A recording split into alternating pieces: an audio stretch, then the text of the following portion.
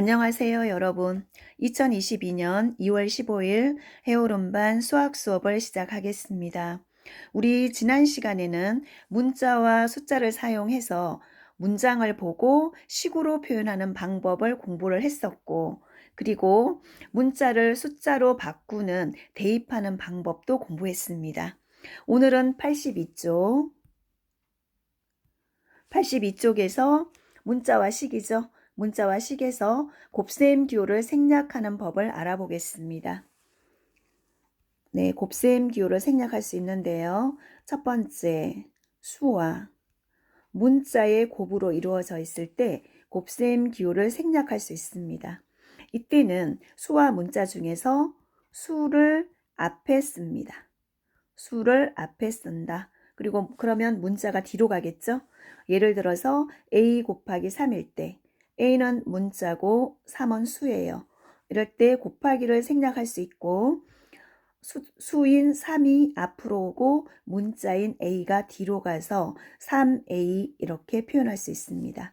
이것은 3과 a를 곱하면 된다는 뜻이죠. 두 번째, 문자와 문자의 곱으로 이루어져 있을 때 이때도 곱셈 기호를 생략할 수 있습니다. 그러면 문자와 문자일 때는 알파벳 순서대로 쓴다. 알파벳 순서 A, B, C, D, E, F, G 이렇게 계속 순서가 있죠. 알파벳 순서. 그러면 예를 들어서 B 곱하기 A일 때 B와 A 중 A가 먼저죠. 그래서 A를 앞에 쓰고 곱하기는 생략하고 B를 뒤에 씁니다. 그러면 A, B는 A 곱하기 B라는 뜻이죠. 이번에는 X 곱하기 Y 곱하기 A가 있어요. 그러면 X, Y, A 중에 A가 알파벳 순서에서 제일 빠르죠. 그래서 A를 제일 앞에 쓰고 X, Y 중에서는 X가 빠릅니다. 그래서 그 다음은 X, Y가 제일 나중에 오죠. 그래서 Y를 제일 나중에 써서 A, X, Y. 이것은 A 곱하기 X 곱하기 Y인데 곱하기를 생략하고 A, X, Y로 표현할 수 있습니다. 그러면 밑에 예제 1번 다음 식을 곱셈 기호를 생략해 나타내 봅시다. 1번은 B 곱하기 A죠. 문자와 숫자가 있을 때는 수가 있을 때는 수를 앞에 쓰고 문자를 뒤에 씁니다. 곱하기는 생략하고 그 다음 2번 여기도 7과 A가 있죠. 그러면 수를 먼저 쓰고 문자를 나중에 써줍니다. 곱하기는 생략할 수 있습니다. 그 다음에 3번에는 문자만 있어요. 그러면 A, C, B 중에 알파벳 순서로 A가 제일 빠르죠. 그 다음은 B입니다. 곱하기 생략하고 B, 그 다음이 C죠. 그래서 A, B, C 이렇게 쓸 수 있습니다. 그 다음 X 곱하기 Y 곱하기 5. 그러면 수를 제일 먼저 써야 되겠죠, 일단. 그러면 X, Y 중에 문자 중에서는 문자는 알파벳 순서죠. X가 먼저고 Y가 나중이에요. 그래서 O, X, Y.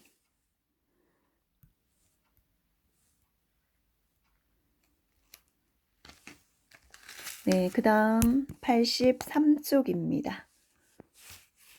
83쪽에 보시면 다음 식을 곱셈 기호를 생략해서 나타내 봅시다.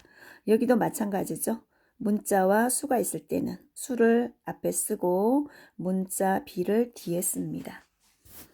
그 다음에 여기도 10 먼저 쓰고 C를 나중에 쓰고 10C.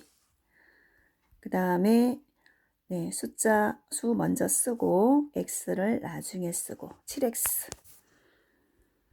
그 다음에 여기서도 수를 먼저 쓰고 그 다음에 A, B 중에 A가 먼저 B가 나중이죠. 그래서 3AB 이렇게 표현할 수 있습니다. 그 다음 2번 이제 문장을 보고 식으로 한번 써보겠습니다. 서울에서 전주까지의 고속버스 요금이 2만 원이라고 합니다. 한 사람당 2만 원인 거죠. 그런데 A명의 고속버스 요금을 곱셈 기호를 생략하고 나타내 봅시다. 그러면 한 사람이 2만 원이에요. 2만 원. 한 사람이면 곱하기 1하면 되겠죠. 그럼 2만 원 되겠고. 두 사람이면 곱하기 2하면 되겠어요. 그러면 4만 원이 되겠고. 근데 여기 A명이라고 하죠. 그러면 2만 원 곱하기 A명 이래야 되죠. 그래서 문자가 있기 때문에 계산은 불가능하고 식으로만 나타낼 수 있죠. 그래서 그냥 그대로 2만 곱하기 생략하고 A 이렇게 쓸 수 있습니다. 2만 A. 그 다음 84쪽으로 넘겨주세요. 네, 여기는 84쪽입니다. 시계 표현. 1번 문제의 뜻을 파악해서 문장으로 나와 있는 문제를 보고 문제의 뜻을 파악해서 수량 사이의 관계가 어떠한지 그리고 수량 사이에 성립하는 어떤 규칙이 있는지 이것을 먼저 찾아보아야 식으로 표현할 수 있겠죠. 그 다음에 두 번째 문자를 사용해서 규칙에 맞도록 먼저 식을 세웁니다. 예를 들어서 물건의 총 가격을 알고 싶다. 그러면 일단 물건 한 개의 가격이 얼마인지 알아야 되겠죠. 그리고 물건이 개수가 몇 개인지 그러면 곱하면 전체 물건의 가격을 알 수 있습니다. 그리고 그스럼돈을 묻는 문제가 나와요. 그러면 그스럼돈은 우리가 가게 가서 돈을 얼마를 주인한테 먼저 주죠. 뭐 5만 원짜리를 주인한테 먼저 냈어요. 그리고 5만 원 중에서 내가 산 물건 값만 빼고 나머지 돌려받는 것을 거스름돈이라고 하죠. 그래서 거스름돈은 내가 건넨 돈에서 뭐를 빼나요? 내가 산 물건값 빼고 나머지 금액을 돌려받는데 이 나머지 금액을 거스름돈이라고 합니다. 그러면 문제 보겠습니다. 1번 예제 1번 다음 내용을 문자를 사용한 식으로 나타내 봅시다. 1번 만원짜리 물건 한 개와 두 가지 종류를 산 거죠. 만원짜리 물건 한 개 사고 그 다음에 X원짜리 물건 한 개 샀어요. 그러면 만원짜리가 하나면 만 곱하기 1이죠. X원짜리가 하나면 X 곱하기 1입니다. 그러면 만원짜리가 하나면 만원이죠. 그 다음에 X원짜리가 하나면 X원이죠. 그러면 만원과 X원와는 두 개 더해주면 되겠죠. 그래서 만 더하기 X 식은 이렇게 표현할 수 있습니다. 이번에는 2번 2,000원짜리 음료수 A개예요. 그러면 2,000원짜리가 하나라면 곱하기 1하면 되겠고 2,000원짜리가 두 개라면 곱하기 2. 그런데 A개라고 했어요. 그러면 2,000원짜리가 A개면 곱하기 A 하면 되겠죠? 그럼 곱하기 생략해서 2,000 A 이렇게 쓰면 되겠습니다. 다음 3번. 3번은 한 개에 1,000원인 과자 B개를 사면서 5,000원을 냈어요. 5,000원 냈을 때 거스름돈은 얼마인가? 거스름돈 물었죠? 거스름돈은 내가 낸 돈에서 내가 미리 가서 주인한테 5만 원, 예를 들어 5만 원짜리를 냈어요. 그럼 그 5만 원에서 내가 산 물건 값을 빼고 나머지 금액을 내가 돌려받는 게 거스름돈이죠. 그러면 내가 낸 돈에서 물건 값을 빼야죠. 내가 산 물건 값을 빼고 그러면 나머지 금액이 거스름돈입니다. 거스름돈이라고 쓸게요. 이것이 그스름돈이다.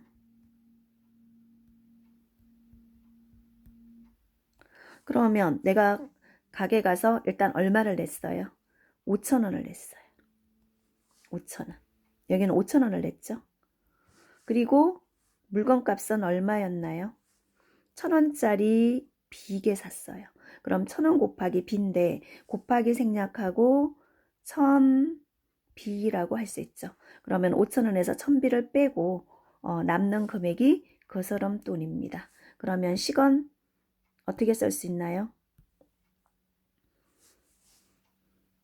다시 쓰면 5,000 빼기 물건값 1,000비 이렇게 쓸 수 있겠죠. 식으로는 이렇게 쓸 수 있습니다. 네, 다음은 85쪽으로 넘어가겠습니다. 네, 여기는 85쪽이에요. 1번 500원짜리 무 2개와 와는 더하면 되죠. 500원짜리 2개와 무 2개와 그 다음에 네모원짜리 청국장 이거는 네모원짜리 청국장 한 묶음 하나 한 봉지 샀다는 얘기죠. 샀을 때 가격을 식으로 나타내 봅시다. 일단 500원짜리가 2개 있으니까 500 곱하기 2죠. 와는 더하기입니다. 그 다음에 네모원짜리 청국장 네모원짜리 한 봉지니까 네모원이죠.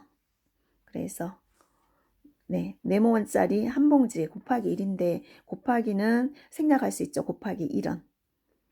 그래서 곱하기 1원 빼겠습니다. 그래, 이렇게 식으로 나타낼 수 있고 다음 2번. 여기는 거스름돈 문제죠. 네, 거스름돈을 물었어요. 한 개에 1,500원 하는 음료수 X개를 사면서 10,000원을 냈고 이때 거스름돈 얼마 받을 수 있을까? 거스름돈은 내가 낸 돈에서 얼마 냈나요? 10,000원 냈어요. 10,000원에서 내가 산 물건 값을 한 개에 1,500원이죠. 1,500원짜리 X개 샀어요. 그럼 물건 값을 빼야죠. 1,500원짜리 X개면 1,500X. 네, 그러면 거스름돈을 계산할 수 있겠죠. 지금 수와 문자로 돼 있어서 계산은 불가능하고 식으로만 나타낼 수 있습니다. 그래서 식을 나타내 보자고 했죠. 그 다음 3번입니다. 한 개에 1,000원인 1,000원짜리 사과 X개와 와는 더하기 하면 되죠. 한 개에 이번에는 2,000원인 배 Y개를 샀어요. 그러면 이때 가격을 식으로 나타내 봅시다. 일단 사과 가격과 배 가격을 더하면 되겠죠. 사과도 사고 배도 샀기 때문에 그러면 사과는 하나에 얼마였어요? 1,000원이었어요. 1,000원짜리 몇 개 샀나요? X개. 그럼 곱하기 X니까 곱하기 생략하고 이렇게 X만 써주어도 되죠. 사과와 더하기 배는 하나에 2,000원이었어요. 2,000원짜리는 Y개 곱하기 Y인데 곱하기 생략하고 2,000Y 이렇게 나타낼 수 있습니다. 다음 4번입니다.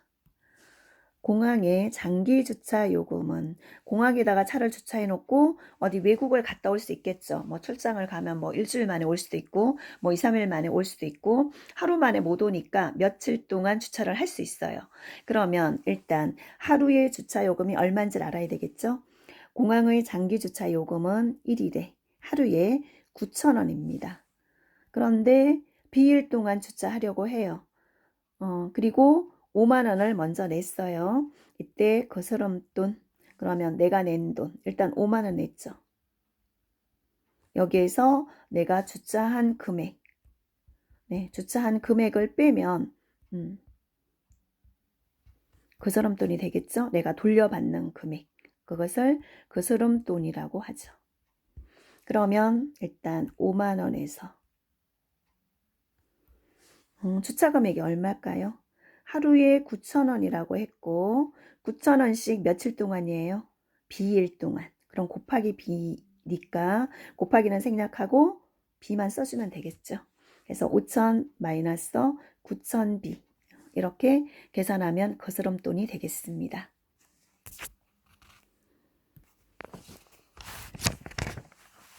네, 그 다음 86쪽으로 가보겠습니다. 생활 속 수학인데요. 우리가 이제 생활하면서 계산을 해야 되는 상황이 생기겠죠. 해외여행을 가려고 10만 원씩 네모 개월 동안 저축했습니다. 그러면 네모 개월 동안 저축한 금액은 10만 원 곱하기 네모원이라고 하면 되겠죠. 근데 이때 네모가 12래요. 그러면 12는 12개월 동안 저축했다는 거죠. 이때 저축한 금액이 모두 얼마일까요? 그러면 10만 원씩 10만 원씩 네모 개월 동안 저축했어요. 그런데 이때 네모가 10이래요. 그럼 네모 대신에 12를 대입할 수 있죠. 대신 넣는 것을 대입이라고 했어요. 그럼 네모와 12는 같다. 그러므로 네모 안에는 12가 들어가면 되겠죠. 그러면 저축한 금액은 모두 얼마가 될까요? 먼저 숫자부터 곱해봅니다. 1 곱하기 12. 1과 곱하는 수는 그대로죠. 1 곱하기 12는 12예요. 그리고 0의 개수는 그대로 와줍니다. 5개죠? 하나, 둘, 셋, 넷, 다섯. 그럼 이거는 어떻게 읽나요? 하나, 둘, 셋, 4개 앞에가 만이죠. 그래서 120만 원이라는 것을 알 수 있죠. 120만 원입니다. 10만 원씩 12개월 동안 저축하면 120만 원이 되죠. 다음 2번. 렌트카를 예약하려고 합니다. 어디 제주도나 어디 여행 가면 차를 빌려야 되겠죠. 그래서 렌트카를 예약하려고 하는데 하루 이용 요금이 4만 원이래요. 하루 빌리는데 렌트카를 예약한다면 A일 동안 이제 며칠이 될지 모르죠. 예를 들어서 A일이다. 그러면 4만 원 곱하기 A 이렇게 하면 전체 렌트카 금액이 나오겠죠. 그러면 그대로 해보겠습니다. 4 하루에 4만 원 곱하기 A일이에요.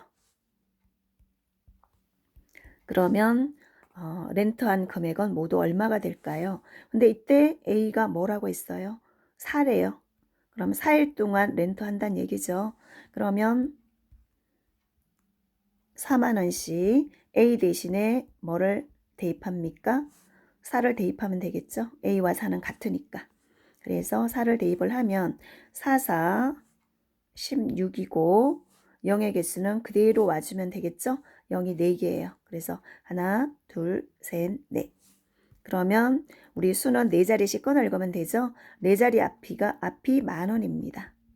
그래서 16만 원이라는 것을 알 수 있죠. 16만 원. 하루에 4만 원씩 4일 동안 렌트를 하면 렌트카 값은 렌트한 금액은 16만 원이 되겠습니다. 이렇게 우리가 이제 여행 가서도 이렇게 생활 속에서 계산을 해야 렌트카 값도 내고 그 다음에 내가 저축한 금액이 얼마인지도 알 수가 있겠죠. 이렇게 해서 오늘 여기까지 수업하겠습니다.